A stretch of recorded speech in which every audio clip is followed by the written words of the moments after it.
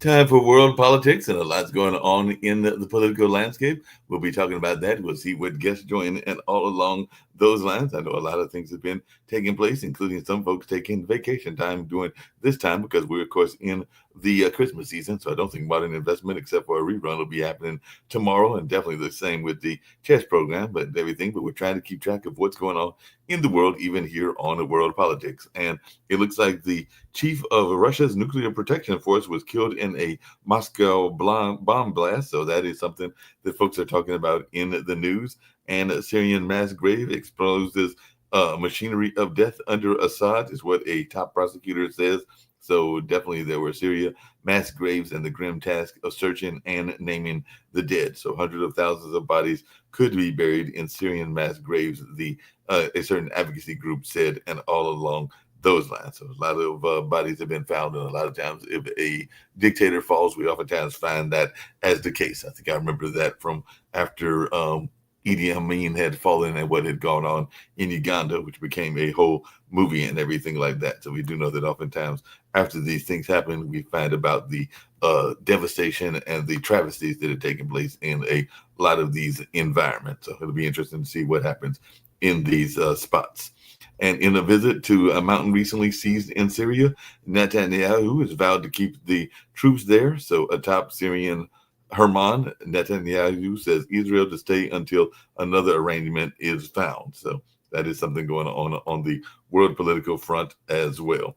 And definitely we're seeing a lot of news even around France and how it's dealing with a disaster as well. So France is Russian aid to Mayotte, an island territory that was devastated by a cyclone. So Macron will visit the cyclone hit territory of Mayotte on Thursday. So that is something that was hit by that tropical cyclone Chido, and many missing in Mayotte as death toll rises in Southeast Africa and all along those lines. And an apparent carbon monoxide poisoning left 12 people dead at a Georgian ski resort, that being the Georgia that's in the European theater and all along those lines. So definitely that is something going on, as well as deaths in Georgia, wreck homes in Punjab. So definitely that's something else we're seeing as well. And Bronze Age Britain were apparently cannibalized after an exceptionally violent attack. So that is a grisly discovery at a Bronze Age mass grave. The victims were eaten as well. So 4,000-year-old bones reveal unprecedented violence and all in that space. So it's interesting how a lot of times even archaeological digs can bring us knowledge about a lot of things that happened way back when.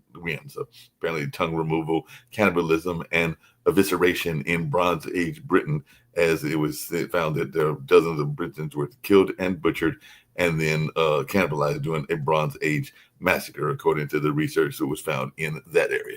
And I've got a gentleman that's very much into the space of us being around freedom and independence and everything. So I'm going to bring him on because one of the major stories, and we had a gentleman from the Secret Service on our morning show earlier, and everything is about what we're going to do with a lot of these situations involving guns, even here in the United States. So let me, before I get to Jim and see what he's got to say about this and other conversations, Trump's lawyers claim jurors' misconduct in latest bid to toss his hush money verdict. So Trump lawyers alleged grave juror misconduct in their latest attack on hush money conviction and all in that space. And Trump is continuing his assault on the media because he is suing the Des Moines Register, escalating threats against the media. So after the ABC settlement, and emboldened, Trump goes after Iowa poster Ann Seltzer. So he sold the Des Moines Register poster for election interference after their pre-election poll and everything like that. So definitely it's very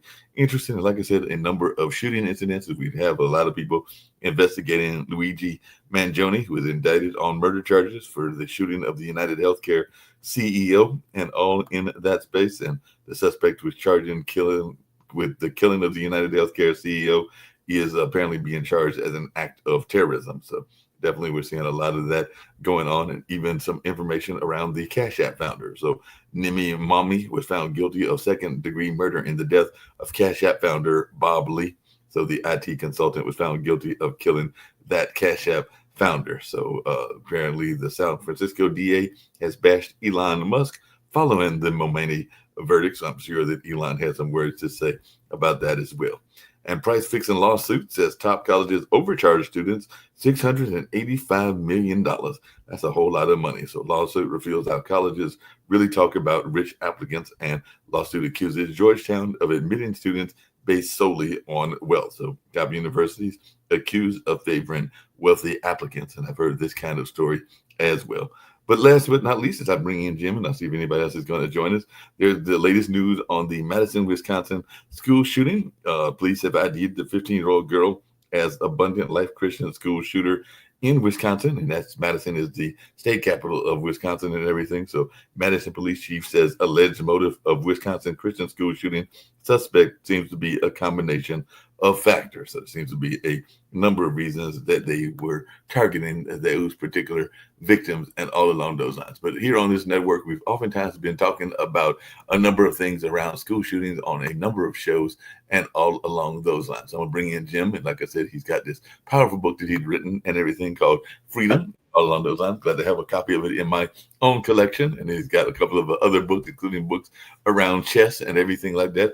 So what's your take on this, Jim? Because it seems like every time we turn around, there's another shooting. I know that our friend Zach on his Facebook post did a post just about peace and harmony, and hopefully we can have peace and harmony at this particular time when it seems like every time we turn around, there's another shooting. And I think this is the second Christian school, because I think the one in Texas was a Christian school as well. So what's your take on why so many people have access to guns and what we can do about this gun epidemic? I know we just came out of the pandemic, but it seems like we have a gun epidemic as well. Yeah, Mark, thanks for having me. It's just devastating every time you hear this, and the danger is that we become numb to it. I mean, the first time we experienced a school shooting, everybody seemed to across the country take it very seriously, and they were talking about legislation, talking about the different things that they could do, and now they just seem to be happening, and everybody goes, "Oh, that's terrible," thoughts and prayers. And we're not motivated to do anything about it. And part of the reason, the gun lobby is very strong, of course, and Americans in general feel that they have a right to own guns. They're not necessarily a well-regulated militia, as the Constitution says, but in any case, their individual right to own guns to protect themselves has never really been threatened. But how do they get into the wrong hands? People with grudges and grievances, and the other side of it is that youth has always had struggles in schools, whether it's bullying or feeling misfit or whatever it is, but they didn't seem to have access to deadly weapons the way they do now. And so can there be more screening, and individual privacy rights on one hand, and then protecting other students on the other? This is a delicate situation, a delicate balance to strike, and you need reasonable people with reasonable minds coming together to find solutions. But when we say gun control, people get up in arms. And when we say we have to monitor people if they're exhibiting certain behaviors, people become, privacy rights freaks. And so, sometimes we just need to calm down and talk about it rationally and see if there's a meeting of the minds that's possible. But our world today is so polarized that we have difficulty having civil conversations about complicated subjects. Well, we have difficult having conversations that are meaningful about things that we even agree on. When we boil it down, we actually agree on what needs to be done. It's just how to do it It Yeah, seems well, I to. agree with you on that and everything. It's interesting to bring that up. I can't remember, correct me if I'm wrong, but I know a number of people, including Sasha and a number of other people on the network are of the Jewish background and everything like that. And ironically, I was meeting with a friend of mine who is also of that background, and we were talking about he went to a celebration at our local hockey team. It's actually probably where Jacoby's that on his way to that particular game and Uh-huh. everything like that. But they did a celebration of Jewish pride and everything. And his wife is Christian based, my friend Martin, and everything. And even she made the comment that when that, fortunately, they have a lot of security at those kind of games, and it was probably not going to happen. But I think she was like just feeling that was because they were honoring and giving away sweaters and other things that had Jewish symbols, that it would be a perfect opportunity for a terrorist to make that kind of attack and everything. And that is something that it was just a shame that she had to even make that observation, because we were having lunch. My friend Martin was like, yeah, my wife made that observation that it would be just a shame that having that many people of the Jewish faith in one place, that somebody with a not right thinking mind might decide to make it a target. Fortunately, that didn't happen, but I could understand where his wife was coming from.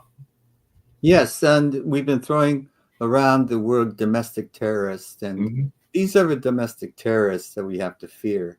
People that allow their hatred or biases to uh, result in use of deadly force. It boggles my mind that the society has come to this, but we don't. We really could use the bully pulpit of the presidency to say not that there are good people on all sides, but Right. that there are people doing bad things that need to be either suffer consequences or be educated, or whatever the solution is that we can agree on.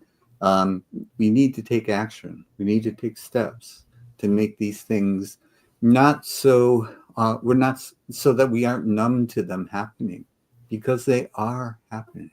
Yeah, definitely. And the other thing is that unfortunately, too many times, certain industries will take advantage of what's happening, because the other thing that my friend mentioned, we were having our lunch meeting earlier today and everything, which I hadn't thought about, but even when you think about the United Healthcare system, the ironic thing is that the alleged shooter has got a name of a certain pop hero and everything, because a lot of people know the Mario brothers, and Mario's brother is Luigi. So he was kind of joking, but only being semi-serious, that he could see like that whole industry creating a new video game where it's Oh, like Luigi goes on a spree or something like that. And unfortunately, that hopefully that doesn't happen. But you can see even corporations taking advantage of things and trying to make money off of what's happening in that space and everything like that. So, like I said, he was that is something that desensitizes people to right. the horrific things that do occur in life. And people capitalizing on others' misfortune Right. is not new to this society, but we have perfected it in a way that may not have been perfected in the past.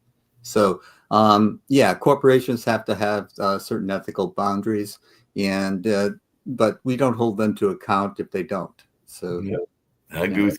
And the other thing that brought up, and it is a political issue, and I saw the news with me, so I want to hear from both of you on this, is this notion of the wealthy kind of like having an advantage when it comes to colleges and all along those lines. I think Nick has brought it up in some past issues and every past stories and everything, but apparently there is a new case out there where they are talking about the amount of the elite that are getting accepted into certain schools. As a matter of fact, they're saying that there is a price fixing lawsuit saying top colleges overcharged students $685 million. And apparently, the lawsuit reveals how colleges really talk about rich applicants. I imagine they probably have some things that they are saying that maybe aren't the greatest things, because the lawsuit accuses Georgetown, which is right there in DC, of admitting students based solely on wealth. So they're saying that top universities are accused of favoring wealthy applicants. And I know that you went to college. I went to college as well, but I actually went through a program called EOP, which was actually geared toward minority students and students that were from a poorer background, having come from rural North Carolina and everything like that. But I just wanted your take on this notion of the universities kind of coming to the aid and maybe even the advantage of the rich, as opposed to some of those that might need more assistance. Because sometimes we're hearing that there's not enough assistance going to the poor, and some people complain that the poor get too much assistance. But apparently, this study is saying contrary to that. But I just wanted your take on that, and Nick might want to jump in as well. But your Yeah. take on Hi, that. Nick. I think that The wealthy have always had to, but it's not the elite, it's the wealthy that we're talking about, because elite college students or applicants to college students can usually get admitted, but the wealthy who aren't otherwise qualified can also get admitted, and that's the problem that you might be referring to. Right. But the cost of education has skyrocketed as well as many other things. And these universities have to pay attention to their bottom lines. We see this now in sports, and they've instituted a transfer protocol where one university can offer a player an amount of cash to transfer from one school to another. This was unheard of and inconceivable for me, but we're seeing it as a matter of course now. This is very recent development, but it seems like the money talks. Yep. And the players follow the money, and who can blame them? Yep. Definitely, they follow the money. That's the whole transfer portal. Speaking of that, here in the Carolinas, they just hired a major professional football coach, and already some of the athletes are migrating toward him. Even though one of the athletes that was from Reedsville said that he is not coming to Carolina, he's going to stick with Oregon and the Oregon Ducks, and is not going to come just because Bill Belichick is here. But a number of people have opened up the portals and are now thinking about coming to UNC just because they have now hired the former coach of the Patriots, who had a tremendous amount of success winning several Super Bowls and all along those lines. It'll be interesting to see how he survives in the college game, because the college game is not the pro game. But Deion Sanders apparently has done well with that prime at the University of Colorado. So it'll be interesting to see how this all plays out and everything. But yeah. Well, we've seen college coaches go to the pros, but we haven't seen pro coaches go to the colleges. So this will be interesting to track. Yeah, he's a talented coach. He's a talented administrator. So I expect that he will. And as you say, players will now be more interested in going to that school. Yeah. But that's natural. Yeah. That's not being bought. That's just being good and attracting people because you are good. I was just reading the lawsuit that you're describing, Mark. Yes. It's really it's pathetic. I'm not sure if that lawsuit will survive what they call a motion to dismiss. Remember, anybody can sue anybody for anything. I can sue the university for not admitting people with the name Palavita. Okay? Seriously. Okay? It doesn't mean that you win the suit. It doesn't mean your suit is meritorious. Now, if you look at the suit, what they're describing is for some reason then there is no law that supports that suit at all. They're saying, well, people are being admitted to college because they come from wealthy families. Yeah, and so what?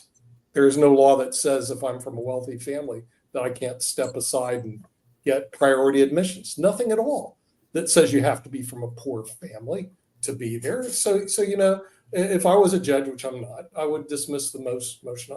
I'd dismiss it on a summary judgment. There's no justiciable argument as to law and fact, with the light most favorable to the non-moving party, and that suits out the door. Nick, along those same lines, just really quickly, I think a lot of universities, including some of the HBCUs and everything, have, because I had the possibility of getting one of those if I had chosen to go to the HBCU here in Durham and everything. But don't most universities, and if either you or Jim know, have what are considered legacy admissions, meaning that the students come from families historically grown up? Yes, I used to.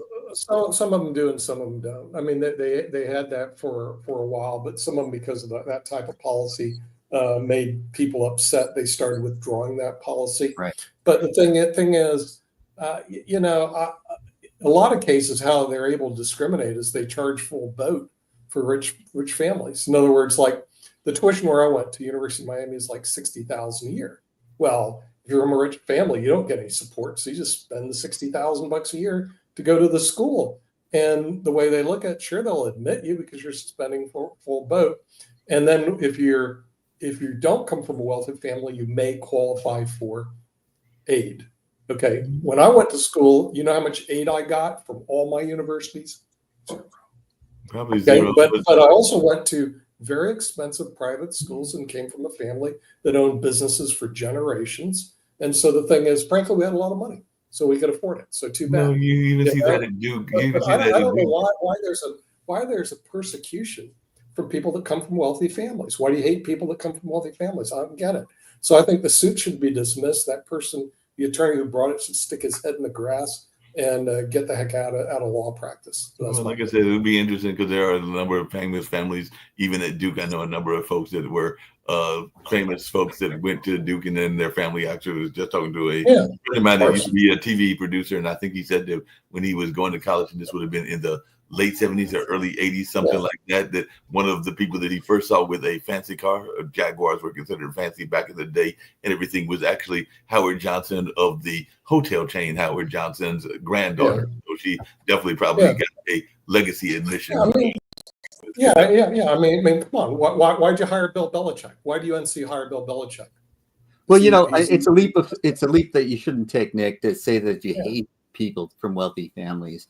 I think the motivation is that they want equal treatment, so that wealthy families buying their way and keeping someone else out, that's the basis of it. I don't think it's based on hatred or a fear of wealth. But, the idea, I think you're right that it doesn't have merit, because if people are going to admit you because you can pay your way and they can charge you full price, what's wrong with that? I mean, there's nothing. There isn't anything wrong with it. I'm sorry. There's also a class distinction. This whole deal that the United States found all men are created equal was a complete lie. It's just not even true. Well, it's so a catchy phrase. It's more of a. It's an aspiration. Exactly. Should be treated equally. All men are created equal is our aspiration. They should have put that in there rather than say all men are created equal. Well, at the time they wrote it, women were not voting. African Americans were considered 3/5 of a man, and all along those lines. So there was a number of. Well, there's no way to justify it, but the American population that weren't being counted either. So a number of groups were not even in the conversation and all along those lines. Yeah, but even all that being said, we do have a problem with wealth disparity in the United States. When 1% of the population holds 43% of all the assets, that's like unbelievable. And then inequality has never been at these heights. It's record setting, and it's getting worse. Not exactly. This is a major problem that neither party is addressing. Now, the last stat I have a hard time believing. They're saying the top 30% have 97% of the assets, but that also might be true. And so, and as I tell my group, because I just got off my meeting with our pension group, I said, look, you get 100 people in the room. There's one guy in that room that has more than everybody almost combined. Okay, and that's the person you want as your client. Then there's 9 more that own everything else, and then the other 80 now, forget them. They can't afford your services. I mean, and this is the reality. There is no middle class in the United States, and it's heading that direction. You're either rich or you're poor. Now, what other countries have that? They're called third world countries. Okay, and let me tell you, the other thing is the media never brings this up, because let's go look at the media markets and the same thing. There are people in the media that make a lot of money, and then there's everybody else. So you'll see the 1 or 2 people in the media that hold all the bananas, and everybody else is eating crumbs. Yeah, most media, it's like teachers. They're most of the average salary of journalists are not a lot, because most journalists are not working for the big network. So there are some of the big network people that are making a sizable amount of money. The wealth inequality in your country is absolutely horrible. Down in Spain, where I live, that's why it says Europe, because I live in Spain. It's more egalitarian. I'm not sure if I'm going to like it because of the amount of taxes they rip off people like me for, but at the same time, it is what it is here. There isn't that huge rich class, but there is a rich class here. Don't get me wrong, and they are tight. They're just like we're rich Americans. They live in their own little part of the world. It's called Parables in Barcelona. It's not where in Barcelona. It's where in Barcelona do you live? They all live in Parables, and I live in the city right next to it called La Corts, and then right next to San Gervasi. That's where all the rich people live. Where the poor people live. They live in everywhere else except those places, because there's a lot more poor people than there are rich people in Spain. But the amount of disparity isn't even close to what is in the United States. But Nick, isn't that everywhere though? because one of the things I mentioned to you was I stumbled across last week this reality show that was based on Utah called Sold in SLC, Sold in Salt Lake City, and the number 4 active Mormons, and I think 2 that are non-active, including the headliner in that movie and everything. And even talking to Dan Worthington, he mentioned that there is an area in Utah that apparently is the very affluent area, which is where they were selling a lot of these properties. He told me the name of it, but I don't remember it. But I know it's near the mountaintop, and those houses were going for like billions. Yeah, right. Yeah, it's the same in Utah. In Utah, there's some very wealthy people, and then there's even where Jim lives in the Bay Area. The Bay Area is like unbelievable amounts of wealthy people, but if you get outside the area, got a lot of poor people. There's more poor people than there are rich people. I mean, it's just the way it is. But what people don't realize is how skewed it is. In other words, where 1% has 43%, and they have all the bananas. I mean, it's just. Speaking of the Bay Area and speaking of Jim and everything, and coming back to politics and everything, I'm just curious because I actually barely heard about it, but I was talking to a friend of mine, another friend on the telephone, and he brought it up. Maybe it was a lady that I was talking to and everything, but I barely heard about the Cash App founder, and I use Cash App regularly, and they got the same last name as me, but I barely heard about this murder trial. So what was going on with this trial, and why did we miss it? Because it doesn't seem like it got a lot of national play, and apparently the guy that was found guilty was an IT consultant, but I barely remember hearing about this story, because even when they mentioned it, they were going like the Cash App founder, because a lot of people use Cash App as a method of getting their money and everything. I know I've used it as well. So did this story kind of like take the radar? PayPal was first, but yeah, it's gotten a lot of play in the Bay Area, as you might expect. So I can't speak to why it hasn't been covered nationally. But it's just, and the healthcare executive was gunned down, and so these types of things, I'm afraid that we're going to get a little numb to them again if they become more frequent in occurrences. Just like with school shootings, it's a horrible thing, and someone's got a grudge and a gun, and well, I mean, you guys also have horrible gun laws. I mean, and you know what they do in Spain? They just you guys. He's been there for how long now? And it's you guys. Hey, listen, Jim. It's just pure metrics. Okay, here's the reality, whether you guys like it or not. The average life expectancy in Spain is 84. We're 84. Where you live in the United States, it's 77. So we live 6 or 7 years. It's going up. Our gun crime is like 1/20th or 1/10th of the United States. It's next to nothing. It's peanuts. What's the gun crime rate in Japan? Come on, the U.S. is notorious. The U.S. is basically, and one thing that this is really great because I got Elon Musk pointed out, because we're number 1 in expenditures of health in the world, and the average expenditure, is like 20% of your GDP. Your result is 47th in life expectancy. In Spain, you don't spend near as much, and your life expectancy is a lot larger. Yeah, so look, just really quickly, Nick, because that's how we got Adam joined us and everything, and I was going to get to another political story, not to Adam and Jim might have thoughts around this. Should the media have won, or should Trump have won this lawsuit, and should he be going after these other media institutions? Because he won that big settlement with ABC, and now he's going after the Des Moines Register and these various posters and everything along those lines. So I got a grudge against ABC for settling. Yeah, now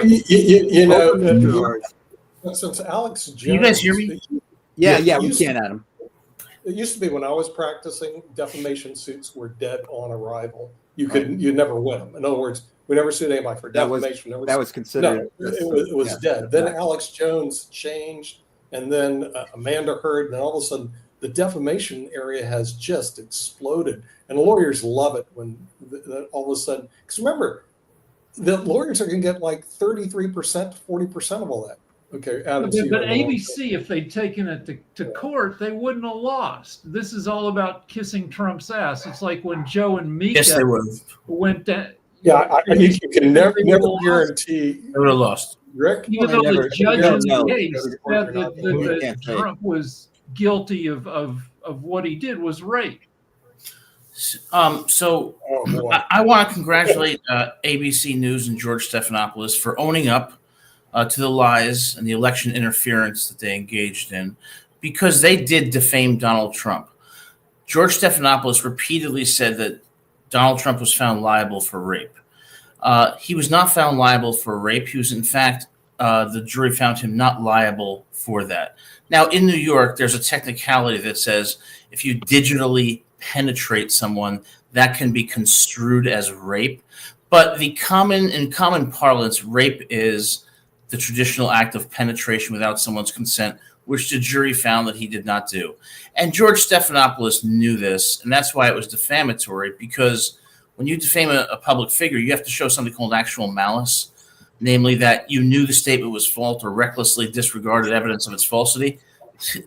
Stephanopoulos knew it was false, and I found it funny that Stephanopoulos, who attacked every woman who came forward against Bill Clinton viciously and who shepherded Monica Lewinsky into the Oval Office, now was on the platform of believe all women and defame Trump. He's a joke. They were right to settle it, and it was right. good. I stand corrected. I mean, Hey, Adam, just really quickly, because we had a case like that and we kind of alluded to it earlier in this morning or yesterday morning and everything. But Crystal Mangum, which is accused the lacrosse players after having been convicted of murder and everything, and now she's come out 20 odd years after the case, or maybe it's a little less than 20, because I think it was 2008 or something like that. But now she's saying I made it all up, and even some people that I know here in this area were suspect, because even a friend of mine told me that they remember being at Applebee's when it took place, and they thought it was the shakedown then and everything. And now I guess she's admitting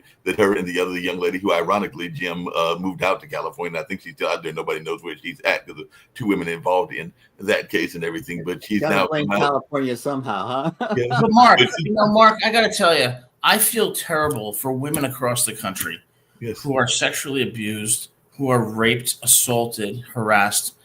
Okay, a lot of women are by men. And for this woman to come forward and make fake allegations really demeans the lived experiences. You're absolutely right, Adam. I agree. I feel terrible for them too. But the thing is, for so long, we didn't believe them and we made them afraid to say anything. And there was a big movement to allow them to come out and not be ashamed of what happened to them, because we would make them the victim.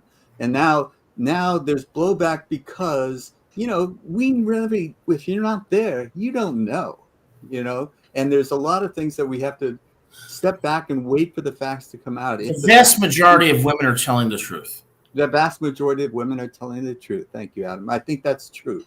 And we should believe them. But you need to give everyone the benefit of the doubt. She also that's a sad commentary. She also besmirched strippers. She was a stripper for hire, and most strippers are upstanding folks. And in fact, if you want to see a movie that's out right now that's pretty good, it's going to get Oscar nominations, called Nora, which is about a stripper who is a stand-up lady. Do you know where you find really intelligent women? You find them in strip clubs. A lot of those people who are strippers are very intelligent people trying to fund their education and to increase their opportunities in life. And I don't think we should be judging them at all. No, Adam, along those same lines, one of the other famous cases, and I can't remember the young lady's name, I literally don't remember it and everything, but at Duke University, which I don't live that far from and everything, there was literally a woman, not just strippers, but she made her live in and got called out when they discovered her as a porn star. And she even said that that's the reason she became a porn star, is because she needed to pay for that very expensive Duke education. So who cares? That's her right.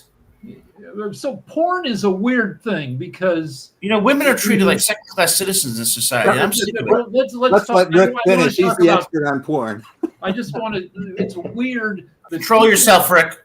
No, the people get shamed for doing on camera what people are expected to do as part of a marriage relationship. It's I mean, it used to be 50 years ago when I was a little kid going through dumpsters looking for outside frat houses looking for Playboy magazines. It was shameful to pose naked, and now that's largely gone away, and there's still some shaming around porn, except that we have as many there are 1.1 million OnlyFans models. And I think that's in the world, but that's as many doctors as there are in the U.S. That's more than there are cops in the U.S. Yep, and that's Well, interesting and Rick, everything. By the way, he did, because I remember I think it was a fellow student that called her out the porn star and everything, and the reason that I think she eventually got her degree. But yeah, there was a student that happened to be in a class with her and recognized her, and it was like, I think that I saw her in a movie and pretty much called her out. I think on the campus newspaper and everything. That became a whole scandal several years back and everything along those lines. Ironically, and I know that. I think Nick had left by then, but Rick was on the show with me this morning. We had a Secret Service agent, and Adam, you'll be glad to know that he did admit that what we had heard was true, because he was part of the Secret Service during the Biden administration when Biden was the vice president. So this notion that Biden has gone swimming naked is apparently confirmed. A high percentage of old guys left to themselves will swim. Like Biden's 82. Who cares? I know, but no, I read the history of swimming naked, and in the first half of the 20th century, swimsuits were made out of wool, and they were thought to be unhygienic. So when they taught little boys to swim at like the YMCA, they said no swimsuits, everybody swims naked. So that this went on until like 1960. So Biden learned to swim in the naked swimming era. So when he's at home, he swims naked apparently. And when he was a VP, the secret, he'd go out to his pool naked, and the Secret Service like, all right, Joe's swimming naked again. And there was a female Secret Service agent who saw this and lodged a complaint. She didn't like to see the VP's thing.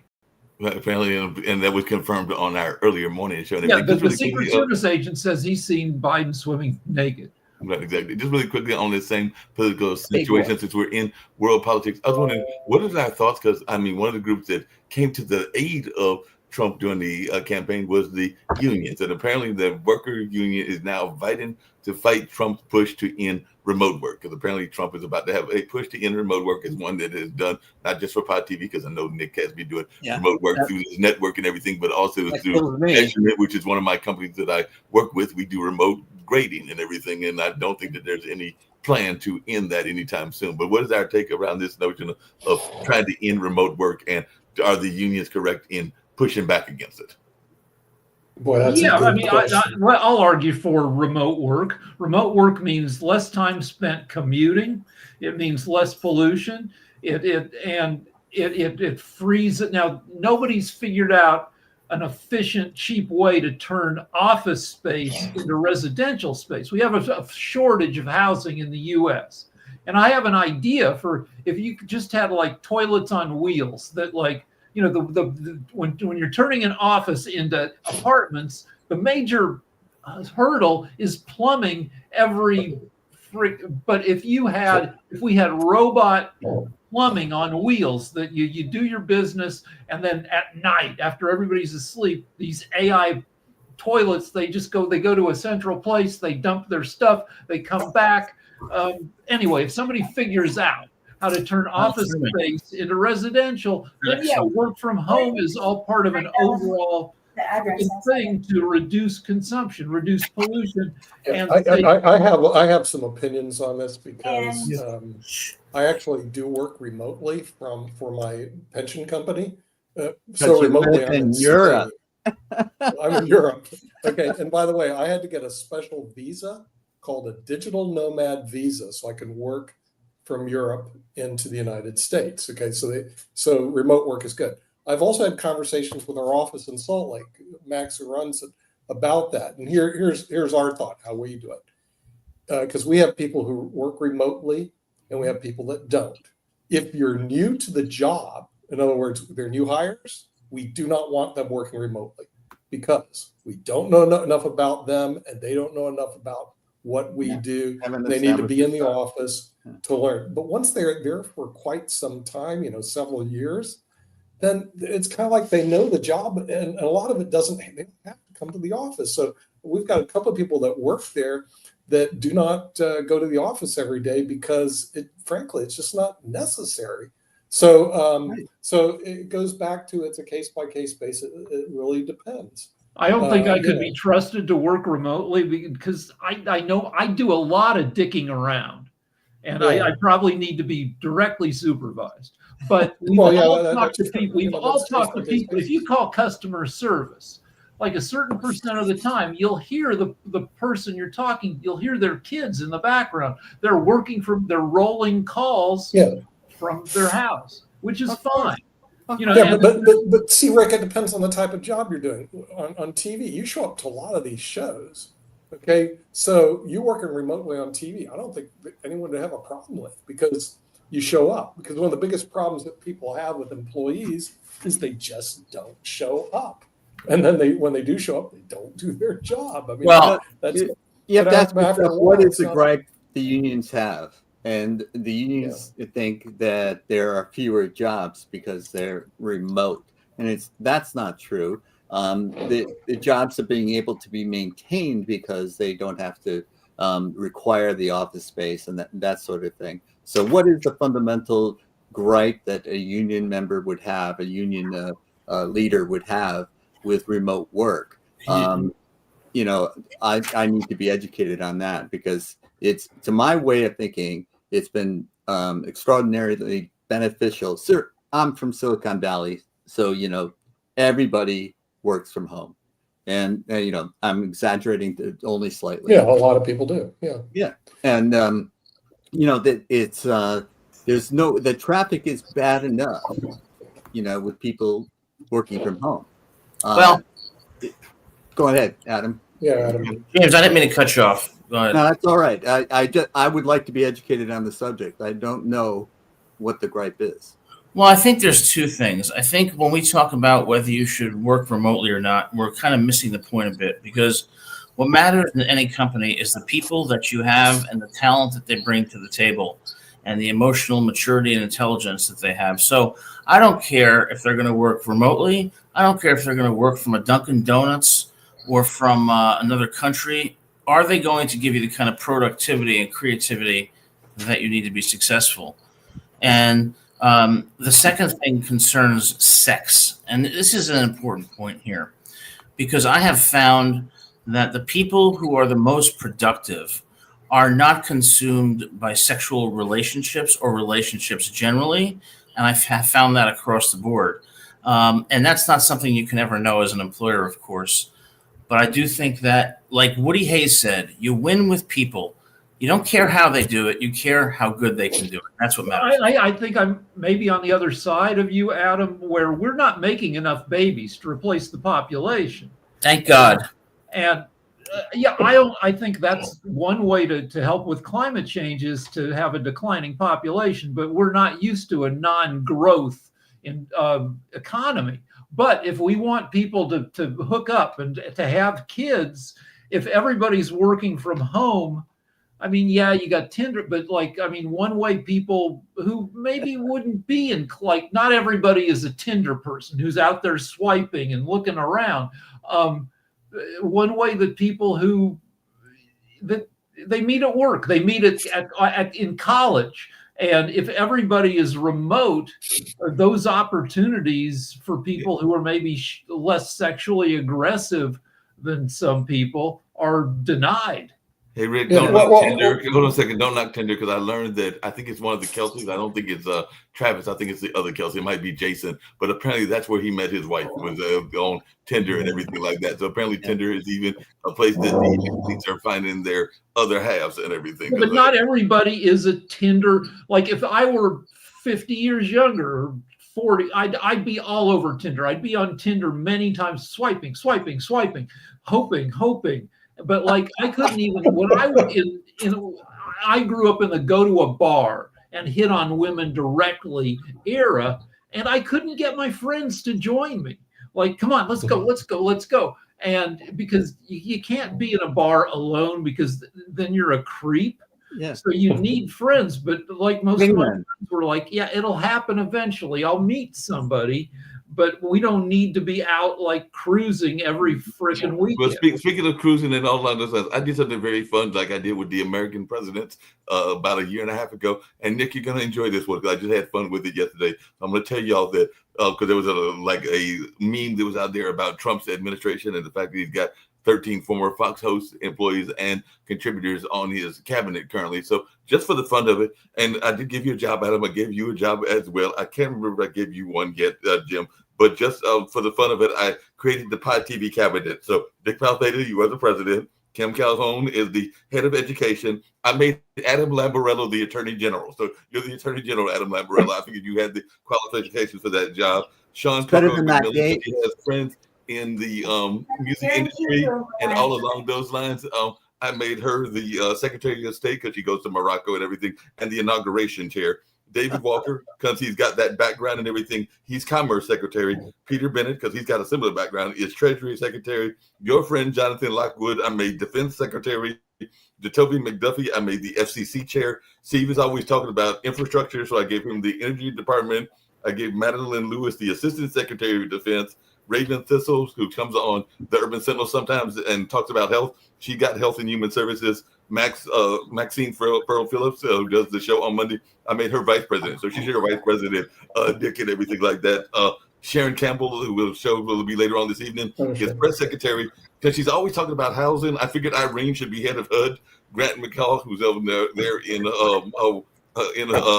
Florida, I made him the Department of Interior. Dr. Patmos, I gave him the Surgeon General, and Barbara Smith, she's going to be an ambassador. I just haven't figured out to what country yet. I'll probably make you an ambassador as well, Jim, and everything. But I figured everybody needed a job, so I've got to get some other jobs. But I figured, hey, if the Fox people can have a cabinet, we can have a cabinet as well. So what do you think, Nick, of my podcast? I think that we could ruin the country faster than Donald Trump.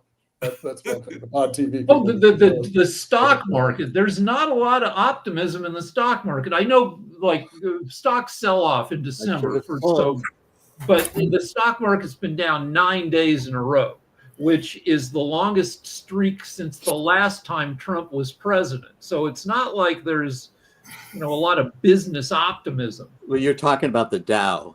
Yeah, the Dow. But I just got done with a meeting. We were going over the Dow. Okay. Here's the reality of it. The stock market year to year has been up 15%. The last week it's been down 2%. The buying opportunities still aren't there. I just, we check it every day in our business because the S&P is over 6,000, NASDAQ is over 20,000. These are records. Yeah, I mean, we managed over 800 pension plans. So yeah, I got to look at that stuff every day. Well, listen to Hey, Adam, Nick and Adam, just really quickly, because I don't have a job yet for Rick and Jim. So what jobs do we give them in our Pod TV cabinet? Adam, are you ready to take the attorney general job? I think you don't make me Rick. Yeah, Adam would make a great attorney general. He would sue most of China and we would win. Well, I don't think I could be the attorney general because I tend to have a moderate and balanced view of things. So implementing any particular agenda for a party would be difficult for me. Rick and James, given their intelligence, would be perfect advisors in the inner circle. We would want them there. I'd thank you. I'd want to be like an advisor for the future, where the government is, especially the U.S. government. There are little countries like Estonia that are future facing and like they offer e-citizenship and but the U.S. is like the Titanic. It takes like 3 miles to turn degrees. We're ponderous and we're politically paralyzed, and we need to think about not just today's issues, but the issues of 3 and 5 and 10 years from now. And there are people who are good at thinking about the future, and they tend to not be in the government. You know what the United States needs to do? They need to break the military-industrial complex. Eisenhower said that in 1960. It was his actually 60. Yes, it was his farewell address. 61. Now, as far as Trump's presidency goes, I think he's going to be surprisingly moderate. I think he's learned his lessons from his excesses. One thing I do look forward to is I hope we do break the military-industrial complex, because the millions of lives it has cost and the needless wars it has engendered is a real tragedy. I'm looking forward to normalizing relations with North Korea. I do think that is going to be possible, and I think that that's a good thing. And ultimately with Russia, I think what we're going to see is a more peaceful 4 years, a more moderate Trump, and I think he's going to be focused on the economy and on reducing inflation and hopefully making lives better for people like me who aren't rich but hope to be able to invest in property someday and become at least financially secure. I'd like to replace the military-industrial complex with the industrial complex. I agree. Where some great stuff has come out of the science sponsored by the military. The whole internet, DARPA, which is the defense, that's the X-Files area of the military where they work on, futuristic stuff. And well, one thing they need to do is reposition the military into housing. I mean, one problem that you have over there and we have here in Spain is inadequate housing. They're just, you're just not building enough houses. The reason why Adam will never be able to afford a home, well, the reason Adam will never be able to afford a home is they're not building homes, and they're not building them where they're affordable. I mean, if you built more homes and you reposition the military into home building, then he'd be able to afford a house, because the housing cost. Do you see what these things cost? Like where Jim lives, no one can afford to live where Jim lives. It's impossible. Well, San Francisco, unless he bought in 40 or 50 years ago, which is when you bought your house, probably like zillions of years ago, then you can afford to live in the Bay Area. But the houses are ridiculous and everything. You can't get a studio in the Bay Area for less than $3,500 a month. So, I just looked it up. Office space vacancy is at a 30-year high, which makes sense. Right. From home, 20% of office space is sitting empty. If you could figure out how to turn that space into residences, sure. And also living in downtown is a frickin' like downtown LA. If you can, empty offices, but like expensive, like apartments, but an exciting place to live. And if you're worried about like not enough babies, you put a bunch of young, people beginning their lives together in downtown. They will hook up, they will marry, they will do all this stuff. Yeah. And all we have to do is figure out how to turn offices into condos. Yeah, right. They need to do conversions. They do some conversions, because I know that legally they've even been having mobile. You talk about mobile, they've been having mobile laundry mats and mobile deliveries and mobile everything else. Just really quickly, because I got a few minutes to go. There was a post on Facebook and other social medias I thought was very interesting. I'd love to hear your thoughts about this, because we're going to have year-end retrospections and everything, or year-end inspections later on. Not only on this network, but just around the media and everything. And somebody recently posted, I think it was just recently on my Facebook thread, what word would you like to see gone in 2024? So I'm gonna go round robin and everything. So what word did you hear way too much in 2024 that you hope does not follow us into 2025? I have a pair of words. Yes. It's based and woke. So woke is being, hyper conscious of the social implications of everything. And base is like being the opposite of that, but it's not very well understood. Conservatives like to say they're based, which is saying that they're not concerned, they're not politically correct, I guess. And I don't know, both words annoy me. What about you, Nick? What word do you want to see go bye-bye? I would like to see Republicans and Democrats, those two words, be eliminated, and people start thinking for themselves for a change rather than following stupid party lines, and just have one word, independent. Sounds like that. What about you, Jim? Well, I was going to go with woke, but my thunder was stolen. So I'm going to go with litigation. I think we're too litigious as a society. So if we would stop suing everybody for everything, I think we'd all be better off. We're too rights conscious at this stage, and we're not pragmatic, and we're not forgiving. What about you, Adam? I have two words too. The first word I'd like to see go is privilege.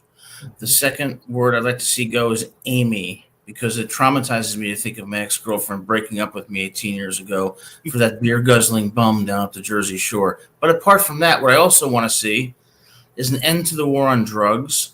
I want to see an end to the military-industrial complex, and I want to see a war on education. I want us to be improving the quality of education for people, especially those in poverty, to increase opportunity and our standing in the world. I can definitely get with that, Adam. And I would love to get rid of PACs because I'm sick and tired of the PACs being in control of too much. Sorry, Amy.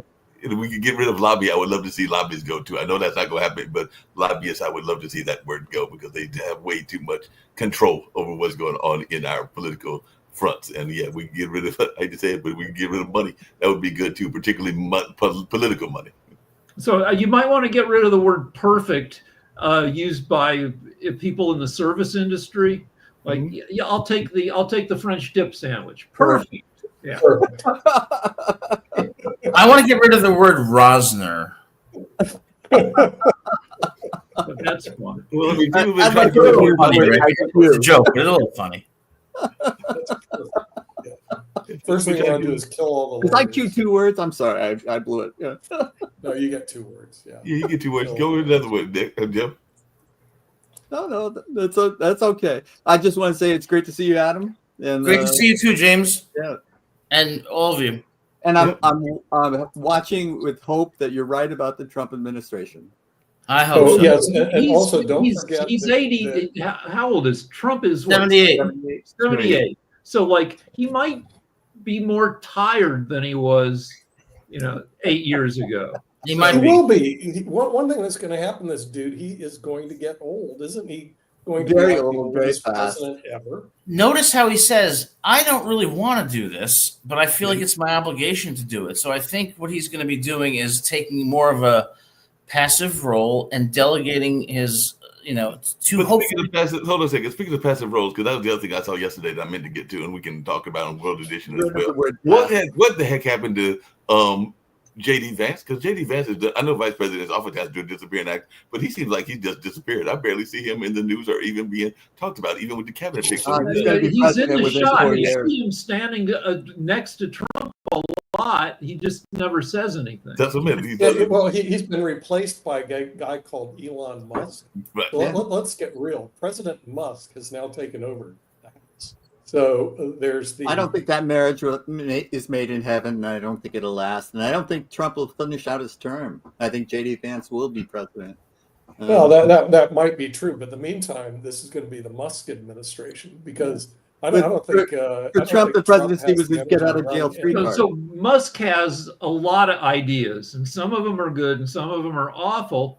I'm never buying another But Tesla. he's willing to try stuff. So if he gets like decent people around him who can make good arguments about why, I don't know, He has no idea what he's doing when it comes to government. So Well, like I said, we'll see give him how all it his goes with props government. for industry. By the way, Right, I so missed It on moment. doesn't matter. This is going to be the Musk administration. Well, but if you look at the Not for long. last, if you look at the won't last. 3 presidential administrations, Trump, then Biden, then Trump again, more than probably most administrations, it's been about the people around them. Like Yeah, Trump, right. Biden's administration to where it You failed go to get back many generations. That's true. But let's get real. You can go back to the Well, Roosevelts. now, and people. You can go back to Trump is Running gonna yourself get Washington. rid with to Fox Musk. people, that's a mistake. Well, You need I'd like to. Remember, Trump is in love with money, and who has the most money? Musk has 400 billion, and Trump is lucky to have 10. He tries to stretch to have 10, and Musk goes, "Hey, that's chump change for me." So I'll tell you, Trump is going to give a lot of deference to Musk, and we'll enjoy the Musk administration. Yeah, and I'd like to send a special message to Kim Jong-un. When I heard that your favorite food was Swiss cheese, I knew that you were a man of compromise and principle. I look forward to building a relationship with North Korea. It's beautiful in Pyongyang. And I look forward to building a relationship where we can exist in peace and build a kind of global alliance that is going to avoid war and lead to prosperity for people of all races and backgrounds. Kim Jong-un, welcome. Hey, Adam, speaking of that, I ate earlier today at a lunch. There was a Oriental restaurant. I think it might have been Japanese or Chinese and everything. And one of the things I noticed is I think every country, Rick, you'll enjoy this. I think every country has an American Idol because literally they had on their TV sports coverage, but the other big TV was showing a competition, and it was like Asian Idol. So I'm beginning to think that every country out in the world has its own. Kimchi is delicious. Yeah, there was a movie made about Afghan Idol, American Idol in Afghanistan. Wow. And and it's every place. It's countries that you wouldn't want to go to because they're super repressive. They still have we export. Yeah, they even have it here. I hate to say it, but there's Spanish Idol here in Spain. It's just I don't know about you guys, but I think living under a totalitarian regime is great. I would love to be told what to do and have no choices. I'd be so much happier. And we have a Popeyes here in Spain, which is like deplorable, and a Carl Jr. I've gone to foreign Popeyes, and the batter doesn't taste as good as American Popeyes. Rest in peace, Carl Noriega. Well, we have a global. But actually, Adam has a have a global community. So Adam has a even point with those we don't relations. get along with now. I hope. Yeah. Smother them with kindness and see what they do. Agreed. Adam, that's not a bad approach. In other words, Engagement. It's good to be allies with North Korea if we could pull it off. I don't know that we can because I read a book on nuclear war, and if there's given the paths that nuclear missiles follow, if we're fighting North Korea with nuclear missiles, Russia will naturally get drawn in because our tracking and Russia's tracking technology cannot tell the difference between a missile targeted at Pyongyang and a missile targeted at Siberia. That's why he hasn't taken over Alaska yet, or Canada. Well, they might do that later, and it's about time for us to wrap. But it's been a great conversation. Enjoying it, Jim, when you joined at the beginning, and having Adam and Rick with us, as well as Nick, one of the co-founders of the network and everything. But definitely a fun conversation. And we're the ones that haven't left the country. I love the Russian national anthem. I'm going to listen to it now, and I encourage all of you to, if you want. I'm going for the French one. Okay. See you later. Your choice. Nice seeing you. Good seeing y'all. Take it easy.